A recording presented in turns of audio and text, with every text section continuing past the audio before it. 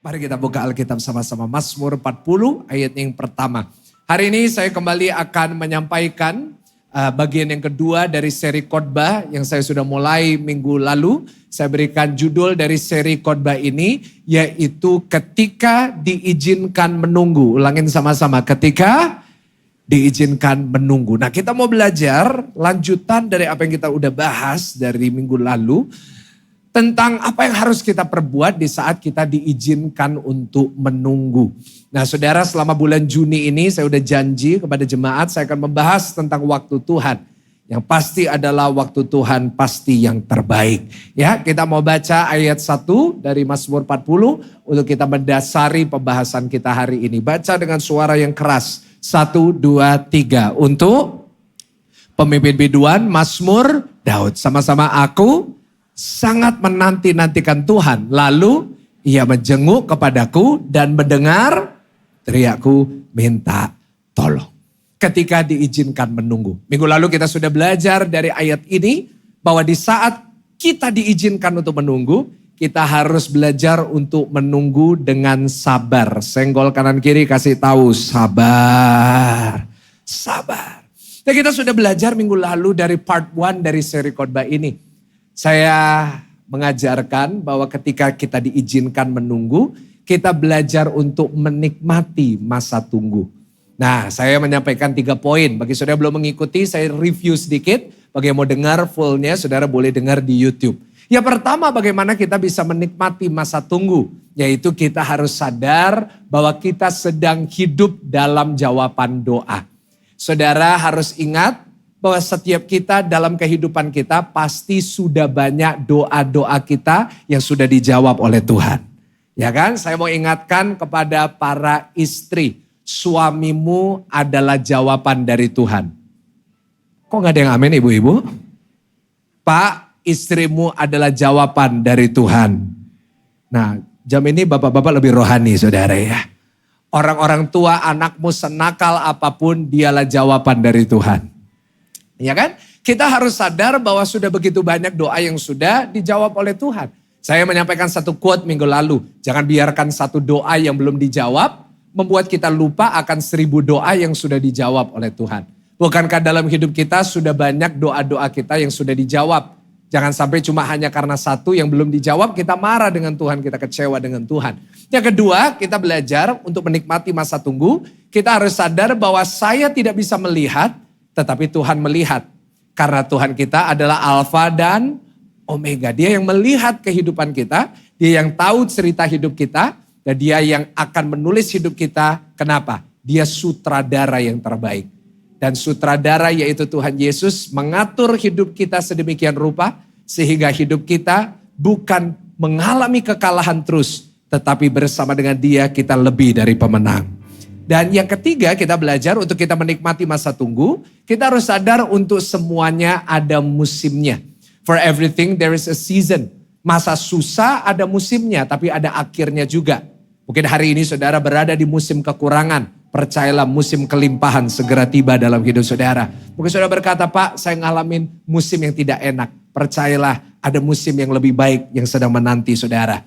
Saya menyampaikan satu quote. Saya berikan satu quote untuk setiap poin. Kita gak bisa merubah musimnya. Tapi kita bisa merubah cara kita menghadapi musimnya. Karena itu saat kita menghadapi musimnya kita banyak bersyukur. Kita banyak menikmati. Dan kita percaya ada masa yang lebih baik yang Tuhan akan siapkan untuk kita. Itu hanya sedikit review yang cepat. Nanti saudara bisa dengar ulang di khotbah di YouTube. Hari ini saya akan lanjutkan dengan part 2. Kalau part 1 saya berikan judul menikmati masa tunggu. Part 2 saya berikan judul mempersiapkan diri untuk kairos Tuhan. Ulangin 1, 2, 3. Mempersiapkan diri untuk apa saudara? Kairosnya Tuhan. Oke, kita akan mulai. Saudara di dalam Alkitab kita, ini pelajaran buat kita semuanya. Kata waktu itu memakai 2 kata dalam bahasa Yunani.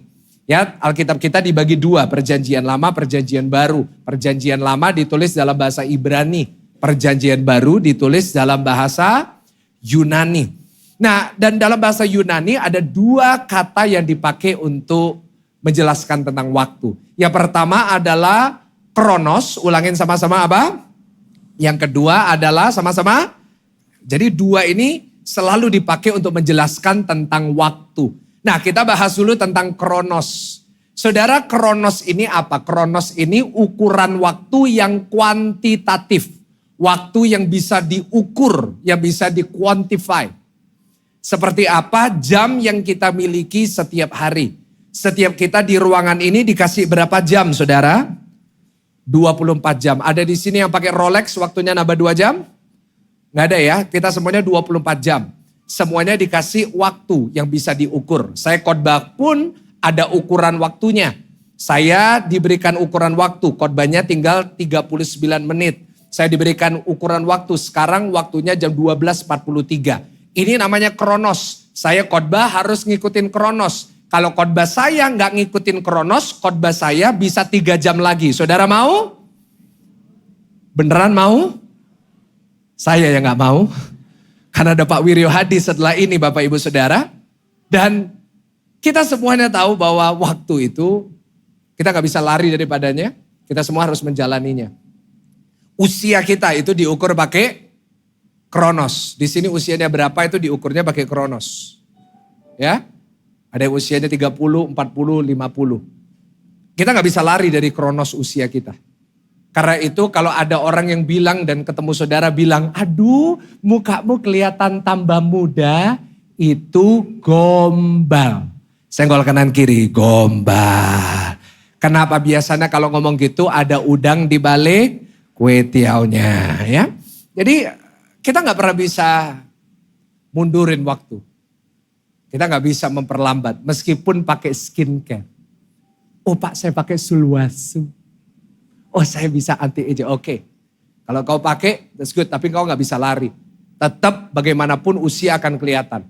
Orang kalau bertambah usia pasti kelihatan. Salah satu ciri-ciri orang tambah tua adalah di rumah suka koleksi kresek.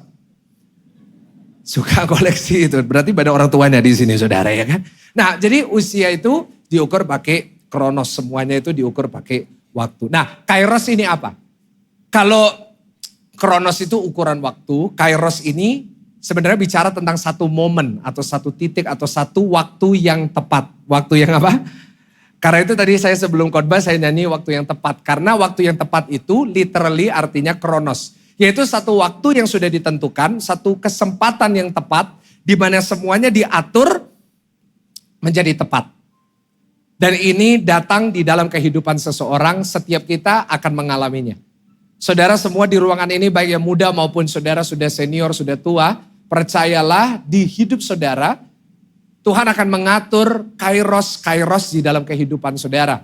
Kairos adalah waktu yang ditentukan Tuhan. Ada 3 sifatnya. Yang pertama selalu mendatangkan sesuatu yang spesial. Mendatangkan sebuah surprise yang positif. Yang kedua sudah ditentukan sama Tuhan. Dan yang ketiga bertujuan untuk kemuliaan Tuhan. Biasanya orang yang mengalami ini, mengalami kairosnya Tuhan, dia akan mengalami satu titik yang mengubahkan dalam hidupnya. Di mana tiba-tiba dalam kehidupannya ada berkat, ada pertolongan, ada pemulihan dahsyat yang dia alami dalam kehidupannya. Dan doa saya setiap saudara yang hadir di ibadah ini dan saudara di rumah, semuanya akan mengalami kairosnya Tuhan.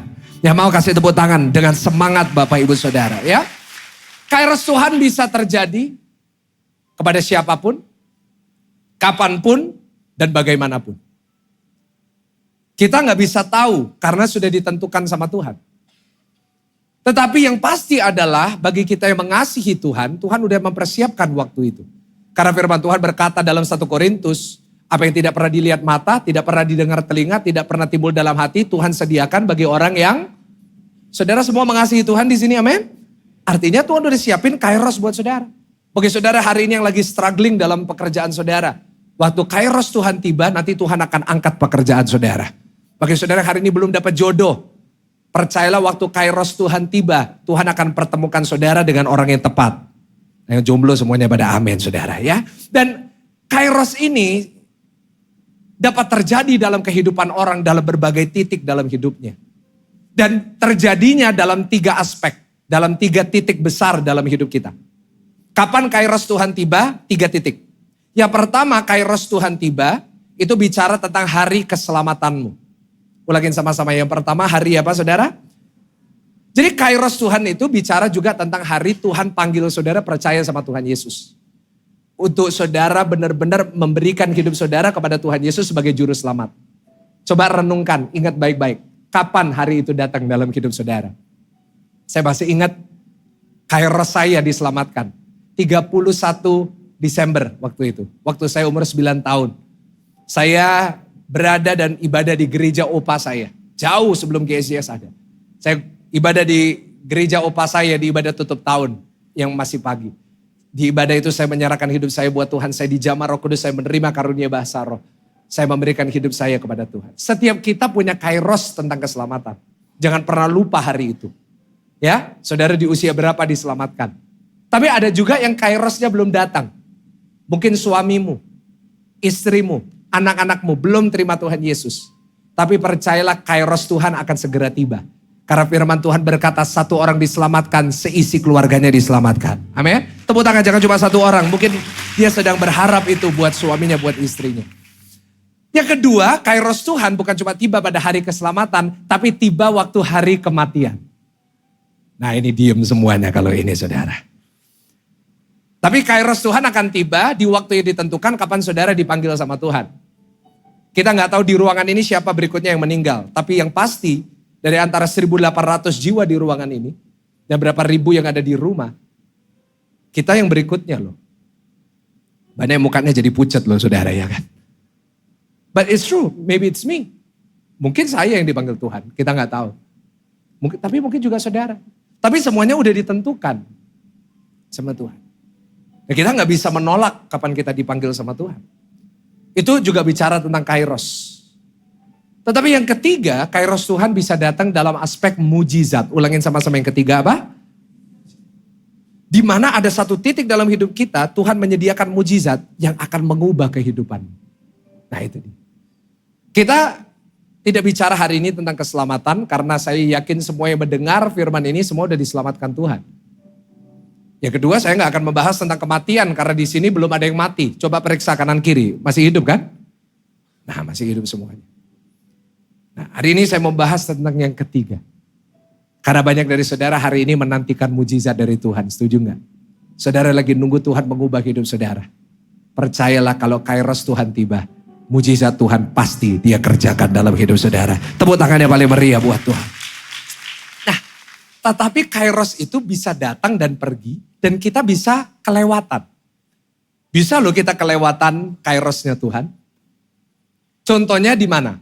Kairos Tuhan dipakai dalam Injil pada saat Tuhan menjelaskan tentang kolam Bethesda. Semuanya tahu kolam Bethesda ya. Di mana kolam itu dikatakan akan pada waktu yang ditentukan airnya guncang.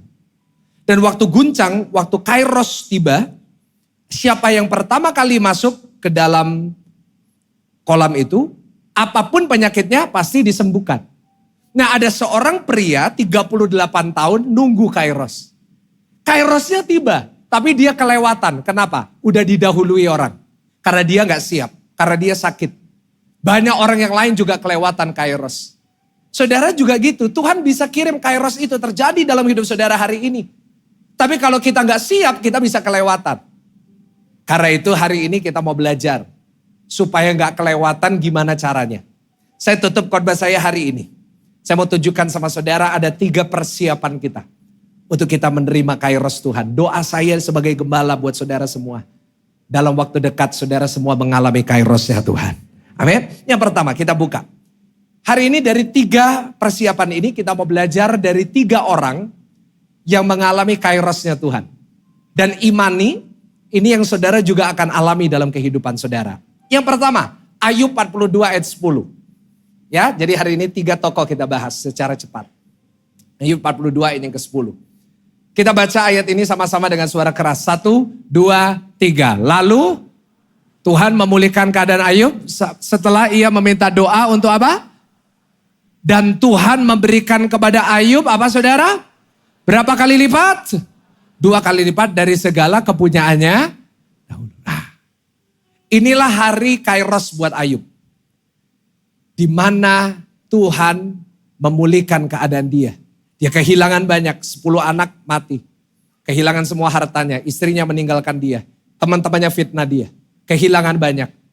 Tetapi waktu kairos Tuhan tiba, apa yang sudah pernah hilang, Tuhan kembalikan 2 kali lipat. Doa saya. Mungkin saudara selama ini banyak kehilangan dalam hidup saudara. Waktu kairos Tuhan tiba, Tuhan akan ganti semuanya, bahkan berlipat-lipat kali ganda. Tepuk tangan yang paling meriah, yes. Tapi kapan kairos itu tiba? Kairos Tuhan itu tiba bagi dia dan dia tidak kelewatan kairos Tuhan itu. Kenapa? Ayat 5. Coba baca ayat 5. Baca dengan suara keras ayat 5. 1, 2, 3. Hanya dari kata orang saja aku mendengar tentang engkau dulu. Tetapi sekarang mataku sendiri. Kapan kairos Tuhan datang? Di saat, catat poin yang pertama. Persiapan kita. Yaitu di saat kita mengenali siapa Tuhan kita. Ulangin sama-sama. Saat kita mengenali apa? Kalau saudara mau kairos Tuhan tiba dan saudara gak kelewatan. Saudara harus mengenali siapa Tuhan. Ayub mengalami begitu banyak persoalan. Kenapa? Karena dia gak kenal siapa Tuhan. Tuhan mau dia kenal siapa Tuhan. Buktinya ayat 5 berkata, dulu aku dengar Tuhan, pengalaman tentang Tuhan dari katanya orang. Mungkin hari ini engkau masih diizinkan melewati proses. Karena engkau belum mengalami Tuhan, engkau belum mengenal siapa dia. Mungkin saudara pengalaman rohaninya itu dari pengalaman saya.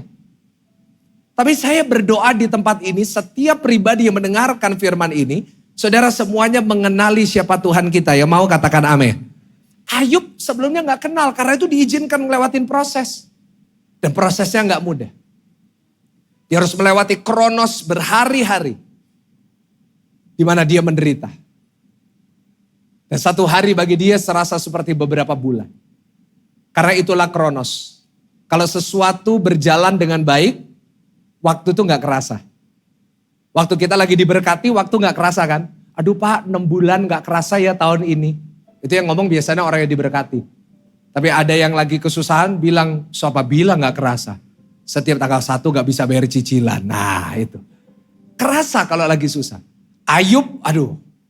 Dia harus jalani kronos hari demi hari. Keadaan tidak berubah. Hari demi hari dia punya banyak penyesalan. Mungkin hari ini saudara juga lagi dipenuhi dengan penyesalan. Aduh kenapa waktu itu aku gak jaga baik-baik. Aduh kenapa aku dulu ditipu. Aduh kenapa itu diambil daripadaku. Tetapi hari ini gunakan kesempatan itu. Untuk engkau mengenali Tuhan. Karena saat engkau mengenal siapa Tuhanmu. Pada saat engkau benar-benar punya pengenalan yang benar. Maka kairos Tuhan akan tiba dalam hidupmu. Buktinya apa buat Ayub? Memang banyak yang hilang. Tapi Tuhan kembalikan berapa kali lipat saat dia kenal siapa Tuhan. Bapak Ibu, sudahkah kita mengalami ini? Saat kita menunggu Tuhan, saat kita menunggu pemulihan mujizat dari Tuhan. Gunakan kesempatan menunggu ini untuk kita mengenali siapa Tuhan kita. Yang mau katakan amin. Yang pertama kau harus mengalami Tuhan. Sama-sama tepuk dada saudara katakan mengalami Tuhan. Saya punya doa setiap minggu, minggu demi minggu. Saudara datang ke tempat ini. Setiap jemaat yang datang mengalami Tuhan di gereja ini. Jangan sampai saudara hanya datang hanya kewajiban. Saudara hanya datang karena kebiasaan. Saudara jangan hanya datang supaya feel good. Ada orang kadang-kadang datang ke gereja. Cuma, wah Pak musiknya enak. WL-nya enak. Khotbahnya menghibur, menguatkan. Tetapi kalau saudara hanya mengalami Tuhan di ibadah ini, saudara hanya mengalami perasaan itu. Kau hanya pulang dengan euforia. Wah you feel good, wah semangat. Tetapi waktu engkau turun, kau lihat makanan, euforia itu hilang. Saat engkau ngantri di restoran, euforianya hilang. Tapi saya berdoa, saudara bisa mengalami Tuhan setiap hari dalam hidup saudara. Yang percaya katakan amin. Setiap hari. Justru saat hari ini engkau diizinkan menunggu, inilah saat yang terbaik untuk kita mengalami Immanuel. Apa itu Immanuel? Immanuel Tuhan beserta saya. Dan kita bisa mengalami Tuhan setiap hari. Pengalaman kita sama Tuhan itu gak pernah terbatas di ruangan ini. Pengalaman Tuhan bisa kita rasakan di rumah. Pengalaman bersama dengan Tuhan bisa kita rasakan di tempat kerja kita. Pengalaman bersama dengan Tuhan kau bisa rasakan di mobil saudara. Di mana kita benar-benar hadir dalam hadirat Tuhan. Pengalaman sama Tuhan gak harus selalu yang spektakuler. Wah di gereja, wah ada yang teriak-teriak, ada yang rebah, enggak. Pengalaman Tuhan bisa kita rasakan setiap hari dalam kehidupan kita sehari-hari. Kau bisa rasakan dia setiap hari dalam hidup. Saat engkau lagi susah, saat engkau lagi ada persoalan, datang sama dia. Doa sama Tuhan. Renungkan firman Tuhan. Karena saat engkau mulai merenungkan apa yang Tuhan kerjakan dalam hidupmu, engkau bisa lihat pembelaan dan pemeliharaan Tuhan yang dahsyat dalam kehidupan saudara dan saya. Bapak Ibu, saya percaya orang yang mengalami Tuhan, dia akan diangkat oleh Tuhan. Kenapa? Karena pengalaman kita bersama dengan Tuhan, itu memberikan kita kekuatan untuk musim berikutnya. Kenapa Tuhan menunggu begitu lama untuk Yusuf diangkat jadi Perdana Menteri? Kenapa enggak langsung? Karena Tuhan mau dia melewati proses untuk kenal siapa Tuhan. Tuhan mau dia punya satu pengalaman pribadi dengan Tuhan. Waktu dia difitnah, waktu dia dimasukkan penjara, itu pengalamannya sama Tuhan. Kenapa Tuhan tunggu bertahun-tahun sampai Daud mendapatkan tata di Israel? Karena Tuhan mau dia masuk ke Gua Adulam. Tuhan mau dia berada di padang gurun bersama dengan beberapa segelintir orang yang mengikuti dia. Supaya dia punya pengalaman sama Tuhan. Dan apa yang terjadi? Di saat pengalamannya bersama dengan Tuhan sudah komplit, sudah cukup. Di situ kairos Tuhan tiba, Tuhan angkat. Hari ini ayo alami Tuhan setiap hari dalam hidup saudara. Percayalah semakin banyak engkau mengalami Tuhan setiap hari. Akan tiba saatnya Tuhan akan mengangkat dan memberkati engkau masuk ke musim berikutnya. Tepuk tangan yang paling meriah buat Tuhan. Dan sambil engkau mengenal Tuhan, makin engkau mengalami Tuhan, engkau bisa belajar mengenali siapa Tuhan. Sama Tuhan itu kita harus alami dan kita harus mengenali. Experience Him and we know about Him. Ini penting sekali. Saat kita gak kenal siapa Tuhan, gampang sekali untuk kita menghakimi Tuhan. Tuhan itu jahat, Tuhan itu terlambat. Tapi kalau kita kenal siapa Tuhan, kita bisa punya sebuah keyakinan. Apapun terjadi, Tuhan Yesus tetap baik. Boleh katakan amin? Kasih tahu kanan kiri, Tuhan Yesus tetap baik. Dan saudara, orang kalau kenal Tuhan, aduh, kita akan mulai mengerti, oh ya, Tuhan gak pernah merencanakan sesuatu yang buruk dalam hidup saya. Karena itu hari ini, dan sampai seterusnya yang saya sudah lakukan selama ini. Saya setiap hari ada doa pagi. Saya doa pagi ini untuk apa sih sebenarnya? Saya juga gak dapat keuntungan darinya. Ya, saya juga bukan dapat AdSense, saya gak masang iklan. Tetapi saya memfasilitasi saudara yang sulit untuk menyembah sendiri, untuk saudara bisa nyembah Tuhan sungguh-sungguh. Karena saya tahu betapa sulitnya penyembahan sendiri. Kalau saudara penyembahan sendiri tanpa ada yang nemeni, sangat sulit. Banyak pengalian, banyak distraction, terutama kalau nggak punya YouTube Premium. Saudara nyembahku, sembah kau, Shopee 66, nah kan gitu. Jadi kita nggak bisa, karena itu saya nggak pasang iklan, saya menyembah dengan saudara. Supaya apa? Saudara semuanya di rumah ada waktu menyembah Tuhan. Boleh katakan amin? Setiap hari. Supaya apa? Setiap hari kita benar-benar mengenali siapa Tuhan. Oh, kita jadi ngerti. Dan semakin kita mengerti tentang Tuhan, semakin kita akan jadi seperti Tuhan. Kita akan jadi seperti Yesus. Apa yang terjadi? Waktu Tuhan lihat karakter kita udah matang seperti Yesus, kairos Tuhan tiba dan memberkati saudara. Tepuk tangan yang paling meriah, tepuk tangan yang paling dahsyat. Kenapa? Karena kalau kita gak punya sifat Tuhan, kita gak kenal tentang Tuhan, kita gak punya sifat Tuhan. Maka bahaya sekali kalau Tuhan berkati kita. Kalau Tuhan memberkati saudara hari ini dengan berlimpah, saudara gak seperti Tuhan Yesus. Kau bisa jadi sombong, benar gak? Kalau hari ini Tuhan berkati saudara, tiba-tiba diberkati dengan besar gitu. Lalu saudara gak punya sifat bersyukur. Saudara akan selalu merasa kurang dan gak pernah bersyukur. Kenapa Tuhan tunggu sampai saudara kenal siapa Tuhan, saudara menjadi seperti Tuhan, baru Tuhan berkati. Supaya saudara itu benar-benar punya karakter yang tepat sampai Tuhan memberkati. Coba kalau Yusuf langsung dijadikan raja, pasti dia sombong. Tapi karena dia mulai mengenal siapa Tuhan, dia mulai mengerti prinsip seperti manusia mereka-rekakan yang jahat, Tuhan mereka-rekakan untuk kebaikan. What happened? Di saat itu juga Tuhan mengangkat. Karena itu pesan saya buat saudara. Spend time with God every day. Habiskan waktu bersama dengan Tuhan setiap hari. Yang mau katakan amin. Setiap hari, jangan cuma hari Minggu. Kita hari Minggu ini terbatas 1,5 jam aja. Jangan sampai saudara cuma mengalami Tuhan, mengenal Tuhan cuma di ruangan ini aja. Tapi nanti hari Senin besok saudara kembali, besok pagi jam 5 sama-sama dengan saya. Ayo kita cari Tuhan sama-sama. Kita spend time with God. Saya percaya orang kalau menghabiskan waktu dengan Tuhan, pasti akan jadi seperti Tuhan.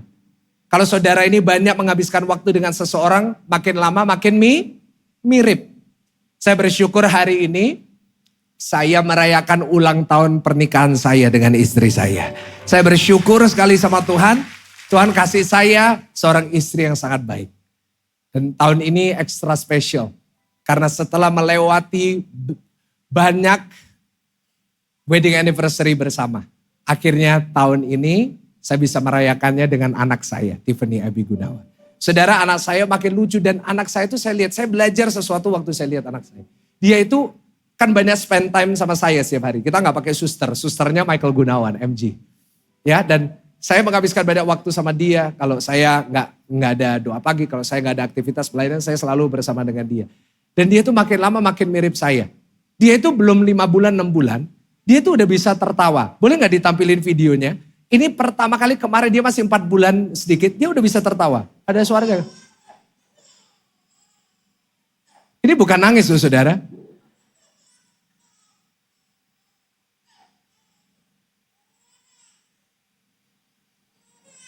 Itu di belakang suara saya kik itu saudara ya kan. Nah jadi kita kasih tepuk tangan buat Tuhan. Wow, I'm so happy to see my daughter. Udah cukup ya, udah cukup. Lucu banget tuh saudara ya. Mukanya mirip saya ya.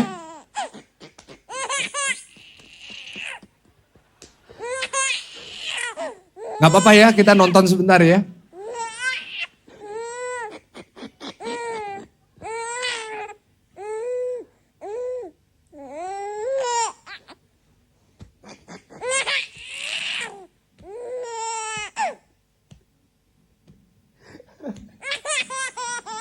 Ini lihat saya soalnya.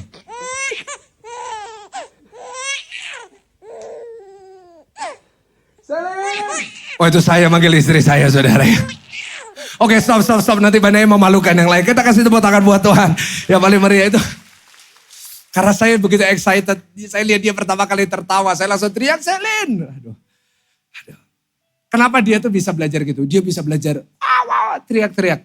Dia niru persis saya. Kenapa? Dia spend time with her father. Saudara kalau spend time with your father in heaven.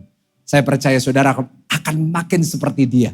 Dan itulah waktunya Tuhan akan mengangkat dan memberkati saudara. Tepuk tangan sekali lagi yang paling meriah buat Tuhan. Itu yang pertama. Kau harus mengalami Tuhan dan mengenali Tuhan. Yang kedua yang terakhir. Saya hanya 2 poin hari ini ya. Nanti yang berikutnya sisanya saya akan khotbah minggu depan. Karena gak ada waktu. Karena kronos berjalan terus saudara ya. Yang kedua 2 Raja-Raja 4 ayat 1-7. Yang pertama kita belajar dari Ayub. Dalam masa engkau menunggu engkau harus mengalami Tuhan. Yang kedua kita belajar dari karakter yang terakhir hari ini. 2 Raja-Raja 4 ayat 1-7. Perhatikan saya akan bacakan buat saudara. Salah seorang dari istri-istri para nabi mengadukan halnya kepada Elisa. Sambil berseru, hambamu suamiku sudah mati. Dan engkau ini tahu bahwa hambamu itu takut akan Tuhan. Tetapi sekarang penagih hutang sudah datang untuk mengambil kedua orang anakku menjadi budaknya. Jawab Elisa kepadanya, apakah yang dapat kuperbuat bagimu? Beritahukanlah kepadaku apa-apa yang kau punya di rumah. Berkatalah perempuan itu, hambamu ini tidak punya. Nah coba renungkan sebentar. Kok bisa wanita ini tidak punya sesuatu apapun di rumah? Karena semua udah dijual untuk bayar utang. Karena suaminya meninggal, ninggalin utang. Dia harus jual semuanya. Akhirnya dia gak punya apa-apa. Tetapi dia masih punya sesuatu. Perhatikan, kecuali sebuah apa saudara? Buli-buli berisi minyak. Lalu berkatalah Elisa, pergilah, mintalah bejana-bejana dari luar. Daripada segala tetanggamu, bejana-bejana kosong, tetapi jangan terlalu sedikit. Kemudian masuklah, tutuplah pintu sesudah engkau dan anak-anakmu masuk. Lalu tuanglah minyak itu ke dalam segala bejana. Mana yang penuh angkatlah. Pergilah perempuan itu daripadanya. Ditutup nyala pintu sesudah ia dan anak-anaknya masuk. Dan anak-anaknya mendekatkan bejana-bejana kepadanya, sedang ia terus menuang. Ketika bejana-bejana itu sudah penuh, berkatalah perempuan itu kepada anaknya, dekatkanlah kepadaku sebuah bejana lagi. Tetapi jawabnya kepada ibunya, tidak ada lagi bejana. Lalu berhentilah minyak itu mengalir. Ayat 7 baca sama-sama, 1, 2, 3. Kemudian, belum semuanya, ayat 7, kemudian pergilah perempuan itu memberitahukan kepada abdi Allah dan orang ini berkata apa? Pergilah, jualah minyak itu, bayarlah hutangmu dan hiduplah dari lebihnya. Engkau serta. Nah, jadi ceritanya karakter yang kedua nih. Istrinya nabinya mati, ninggalin utang. Gak bisa bayar utang, jual semua, anaknya mau diambil jadi budak. Tetapi tiba-tiba kairos Tuhan tiba. Dia bertemu dengan Elisa bilang, kamu di rumah punya apa? Punya minyak, oke. Tuang minyak ke dalam bejana, dan akhirnya apa yang terjadi? Waktu dituang, bejananya penuh. Berikutnya, bejananya penuh. Minyaknya gak berhenti mengalir, akhirnya begitu banyak bejana yang terisi, what happened? Bejana ini, minyaknya dijual, dan ketika dijual bukan cuma cukup untuk membayar hutangnya. Tetapi ada lebihnya. Kasih tepuk tangan buat firman Tuhan. Wow, luar biasa. Bahkan lebih daripada yang dia doakan. Saya yakin doanya supaya bisa ngelunasin utang. Tapi Tuhan kasih lebih. Seperti lagu yang kita nyanyikan. Yesus mendengar lebih daripada yang kudoakan. Tetapi sebelum dia menerima kairos ini pastinya ada persiapannya. Kalau dia enggak ada persiapannya. Kalau dia enggak memiliki hal-hal yang dia udah persiapkan. Waktu ketemu Elisa gak ada gunanya. Ya enggak? Karena Elisa tanya, kamu ada apa di rumah? Berarti sudah ada sesuatu yang dia miliki. Nah, ini yang kedua, poin saya yang terakhir hari ini. Untuk kau mempersiapkan dirimu untuk kairos Tuhan, pastikan kita mempersiapkan bejana yang cukup. Ulangin sama-sama dengan saya, mempersiapkan bejana yang cukup. Karena selama ada bejana itu, ada berkat yang dicurahkan. Saudara, orang yang terima kairos Tuhan itu akan mengalami kayak gini. Kalau kita siapkan bejana. Yang pertama nanti kita dipertemukan dengan orang yang tepat. Saudara, dalam bisnis saudara nanti percayalah waktu kairos Tuhan. Tuhan pertemukan saudara dengan orang yang tepat untuk memberkati saudara. Yang jomblo-jomblo Tuhan akan mempertemukan saudara dengan jodoh yang terbaik dari Tuhan. Yang menikah juga ada yang ngomong amin. Itu bahaya saudara ya kan. Yang kedua, waktu kairos Tuhan tiba kita diberikan sumber berkat yang baru. Ada sumur yang baru seperti minyak gak pernah berhenti.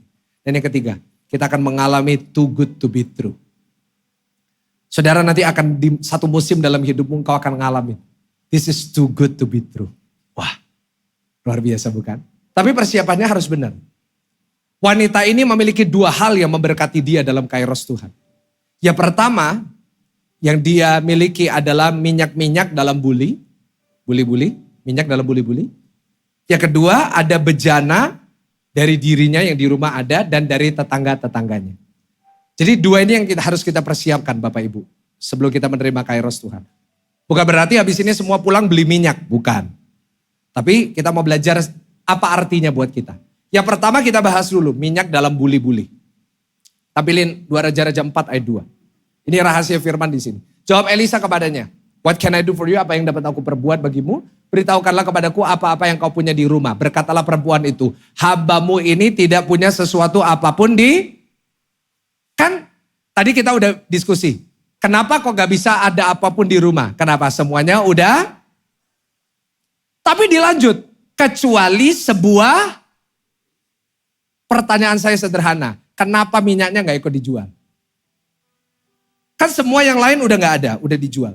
Terus kenapa kok tiba-tiba masih tersisa minyak ini? Kenapa gak dijual sekalian? Nah, cerita yang mirip pernah dialami sama Nabi Elia. Ini kita lagi bahas Nabi Elisa. Elisa punya guru sebelumnya namanya Nabi Elia.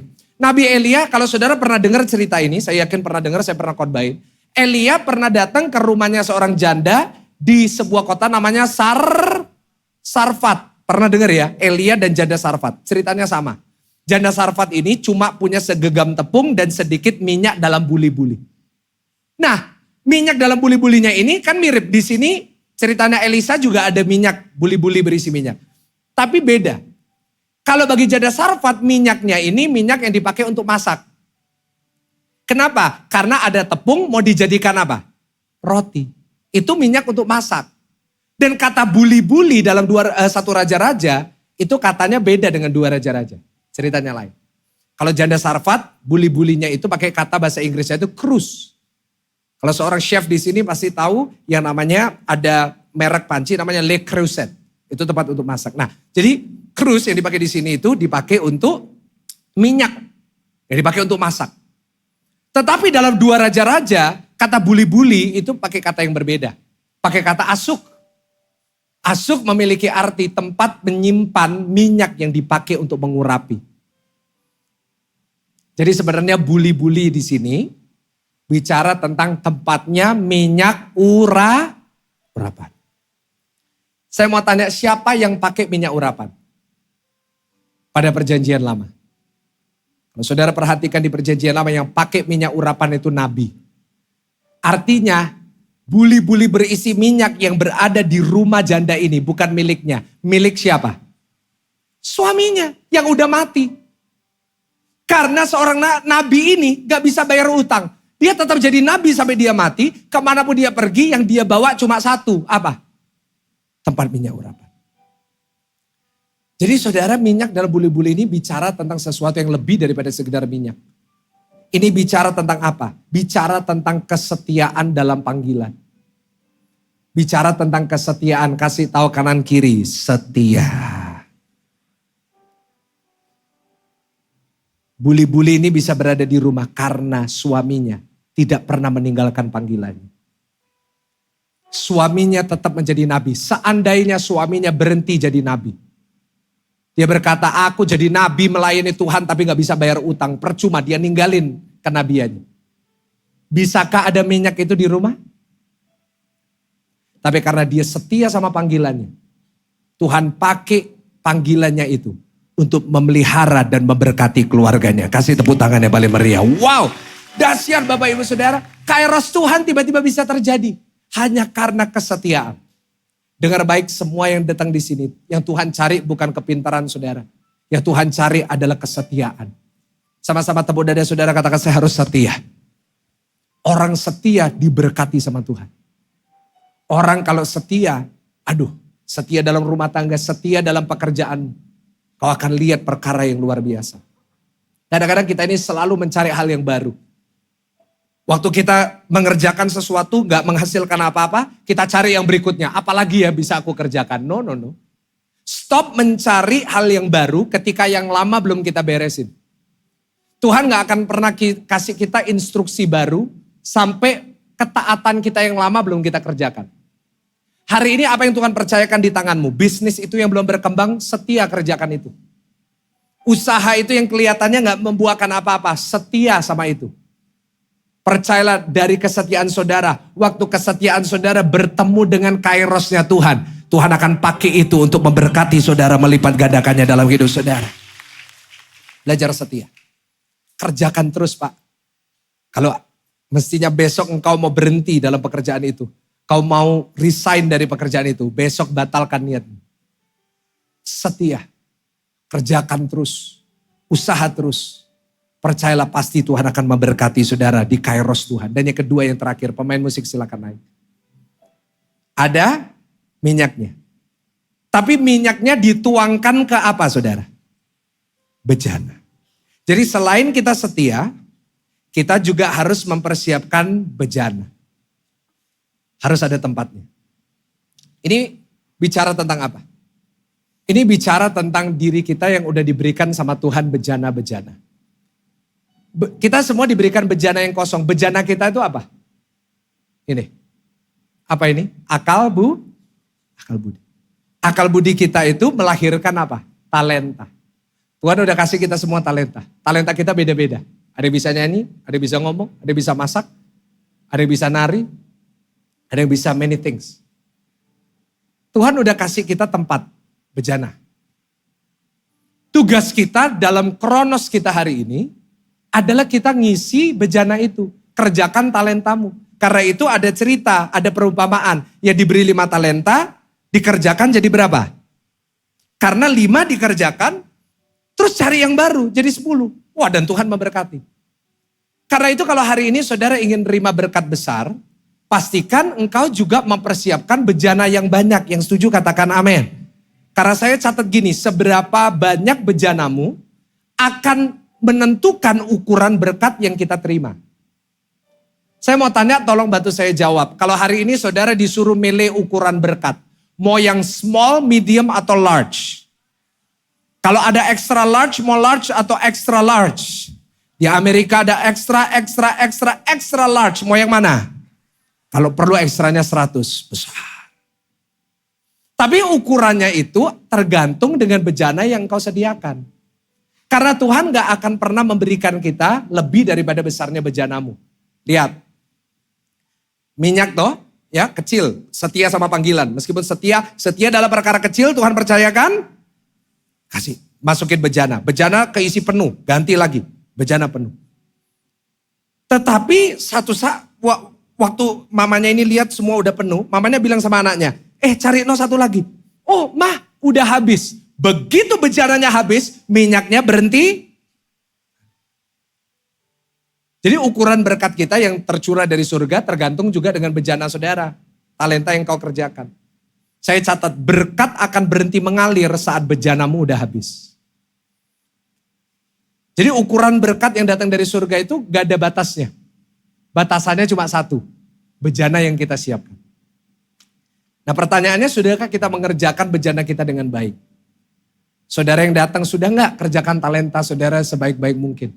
Atau saudara gitu-gitu aja dalam hidup saudara?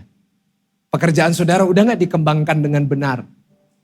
Udah gak ngikutin hal-hal yang benar, saudara benar-benar belajar banyak? Atau saudara cuma ngandalin yang sudah lalu aja?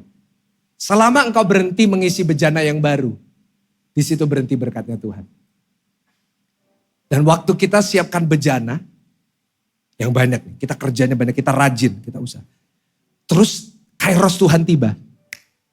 Wah, kita nggak akan cukup tempat untuk menerima berkat yang Tuhan siapkan buat kita. Boleh nggak kasih tepuk tangan buat Tuhan sekali lagi? Saya ngalamin kairos saya tahun 2020. Semua tahu itu.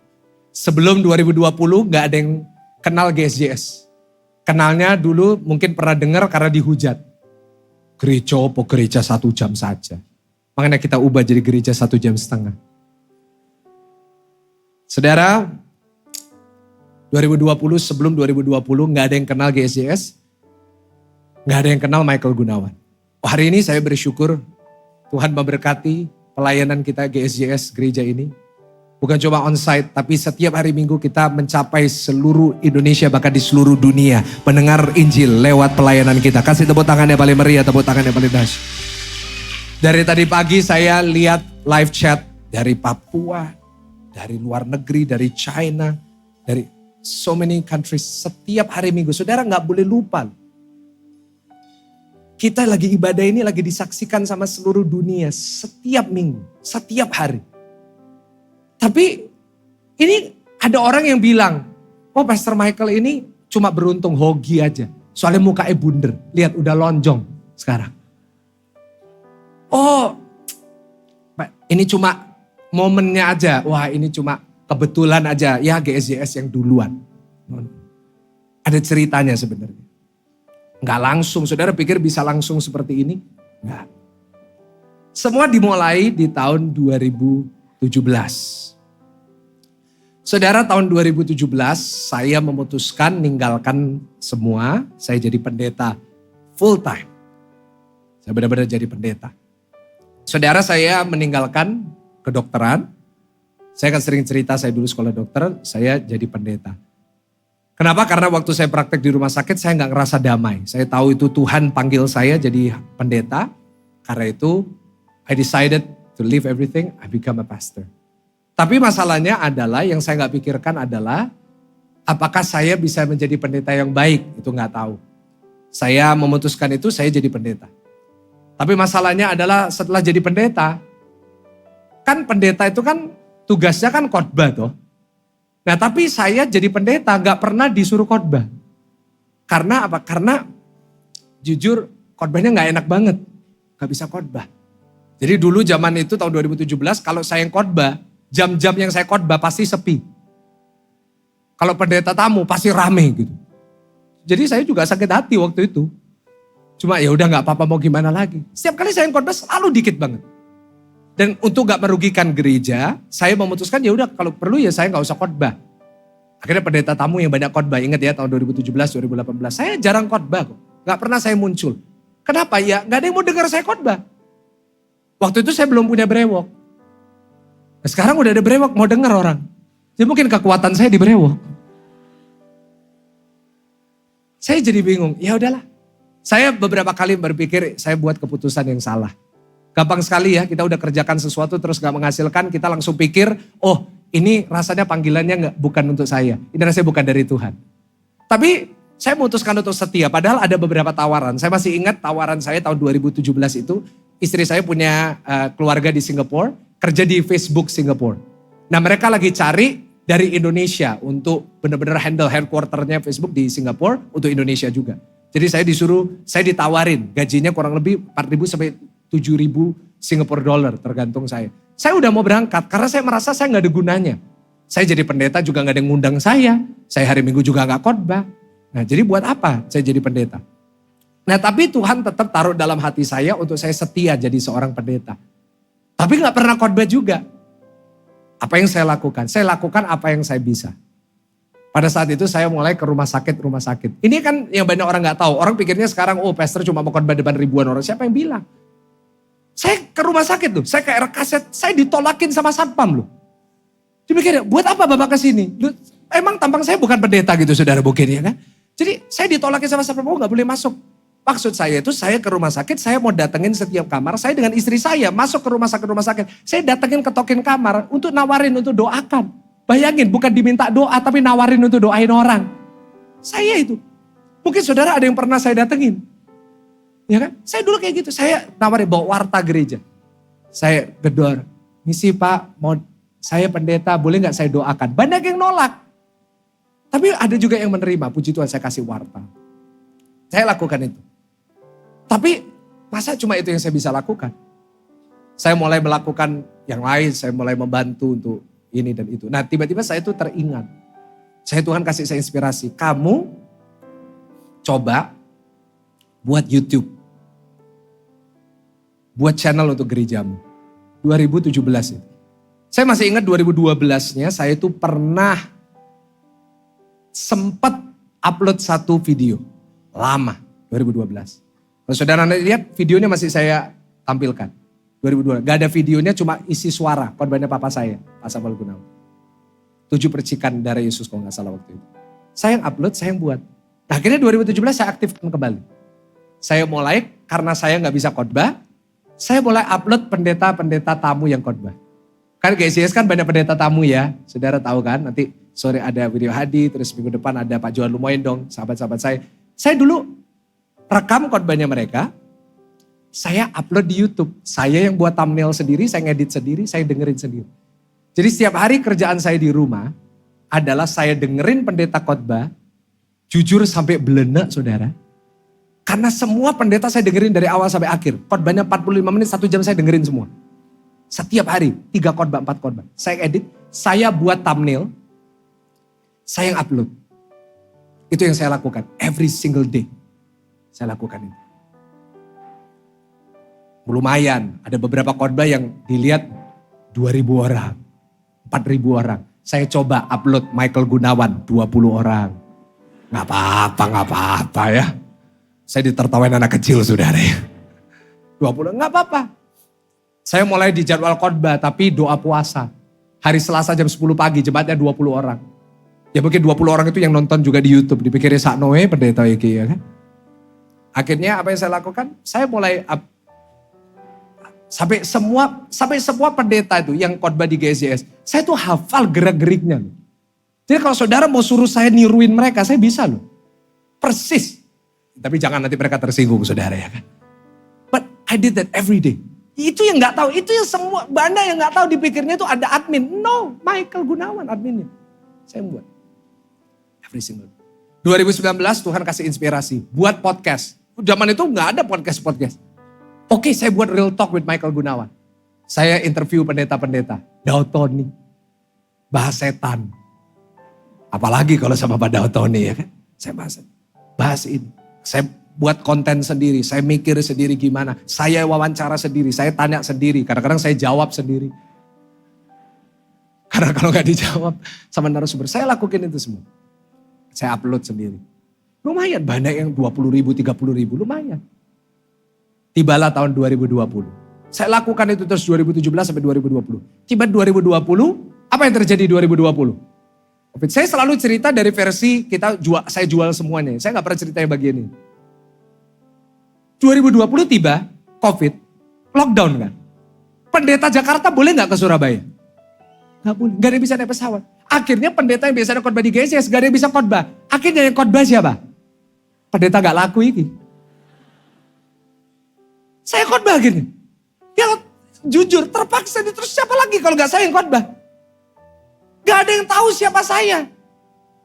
Tetapi yang orang gak lihat, ada yang orang kata, Pastor kok bisa ya di waktu COVID khotbah setiap hari, khotbahnya lain-lain, hari Minggu sampai bisa khotbah beberapa khotbah, kok bisa semua, kok bisa setiap hari sampai hari ini khotbahnya gak ada habis bahannya.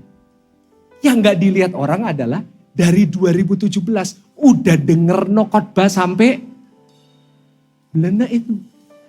Semua di sini, apapun khotbahnya saya udah ada bahannya. Akhirnya apa yang terjadi? Tuhan justru pakai itu untuk mengangkat kairosnya Tuhan. Tuhan mengangkat dan Tuhan memberkati dan menjadi berkat buat banyak orang. Bagian berdiri bersama-sama, bagian berdiri di hadapan Tuhan. Dari situ, saya siapkan bejana, saya belajar khotbah. Akhirnya dipakai sama Tuhan. Sekarang udah jutaan orang mendengar khotbah-khotbahnya. Saya menabur bejana. Apa? Saya belajar buat thumbnail khotbah dari 2017. 2020 thumbnailnya sampai dilihat jutaan orang dan membantu banyak orang. Saya belajar bagaimana YouTube. Sekarang saya mengajar banyak gereja untuk YouTube. Semua mau belajar gimana caranya, Pastor Michael. Dari 2017 saya yang udah belajar. Banyak yang baru mulai tahun 2020. Lihat, orang kalau udah siapin bejananya dulu. Kelihatannya waktu itu buat apa saya lakukan, yang lihat cuma dikit. For what? Tapi yang saya gak lihat adalah kita siapin bejananya, Tuhan siapin berkatnya. Jadi kita tuh sama Tuhan kerjasama. Tuhan itu udah siap memberkati. Tuhan itu loh memberkati tinggal gini. Tuhan hari ini mau kasih saudara modal 200 miliar juga bisa. Bagi Tuhan tidak ada yang gak perlu Tuhan susah-susah, gak perlu Tuhan sampai nangis. Tuhan hari ini mau berkati saudara. Tuhan mau lakukan kedahsyatan. Sekarang ini juga pulang ibadah bisa. Tapi pertanyaannya kalau tiba-tiba sama Tuhan dikasih berkat besar, bisa nerima gak? Ada tempatnya gak? Atau saudara nanti kebingungan dipakai apa ini? Akhirnya habis uang saudara, akhirnya habis semuanya. Tapi kalau saudara udah siap bejananya, tinggal tunggu waktu aja. Saudara yang siapin bejananya, tinggal curahan berkat dari surga, nanti dipenuhi semuanya satu-satu. Tepuk tangannya. Yesus mendengar lebih dari yang ku doakan. Angkat tangan saudara, katakan. Yesus menjawab lebih dari yang ku harapkan. Di waktu yang tepat, ku kan melihat Dia.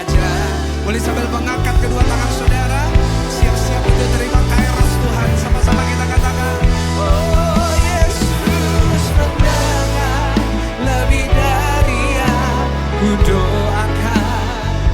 Yesus menjawab, ku harapkan dengan caranya di waktu yang tepat. Ku kan melihat Dia jadikan. Semua pejamkan mata saudara. Tahu nggak? Tuhan itu udah siapin kairos buat semua orang di ruangan ini. Tuhan udah siapin satu titik dalam hidupmu yang akan mengubahkan segalanya. Tapi masalahnya adalah kau masih belum cukup kenal Tuhan. Seringkali masalahnya adalah belum ada bejana. Tuhan lihat tuh, kalau belum siap buat apa dikasih? Malah merugikan. Hari ini biar apa yang saya sampaikan mungkin menegur, menampar, mungkin agak keras, mungkin bukan khotbah yang menghibur dan membuat saudara feel good. Tetapi biarlah ini menjadi khotbah yang berguna untuk membangun hidup. Tuhan itu bisa kok berkati saudara. Tapi dia lagi nunggu untuk bejana-bejana yang cukup. Dia lagi lihat apakah orang ini mau setia atau enggak. Mau enggak dia tetap setia dan melakukan yang terbaik. Firman Tuhan berkata, lakukanlah semuanya seperti untuk Tuhan. Mungkin saudara melakukan pekerjaan saudara, usaha saudara sekarang itu sepertinya buat apa Pak? Saya lakukan ini gak ada buahnya. Ingat, kau sedang melakukannya buat Tuhan. Anak-anak muda, lakukan yang terbaik. Nanti engkau akan lihat sebelum engkau di usia yang tua, engkau akan lihat berkat Tuhan tercurah dalam hidupmu. Engkau yang sudah tua, gak ada kata terlambat. Jangan berkata, Pak saya udah 40-50 gak mungkin Pak. No. Sarah menerima janjinya di usia 90, gak ada yang terlambat buat saudara. Karena itu saya mengajak setiap saudara, siapkan bejana sebanyak-banyak. Karena tahun ini dan tahun depan, Tuhan lagi siapin berkat dari surga buat saudara. Hambamu sudah selesai menyampaikan isi hatimu Tuhan. Biarlah ini menjadi satu firman yang mengubahkan hidup kami.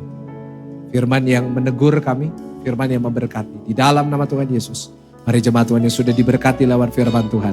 Sama-sama kita mau katakan, kasih tepuk tangan buat Tuhan Yesus. Silakan duduk Bapak Ibu Saudara sekalian.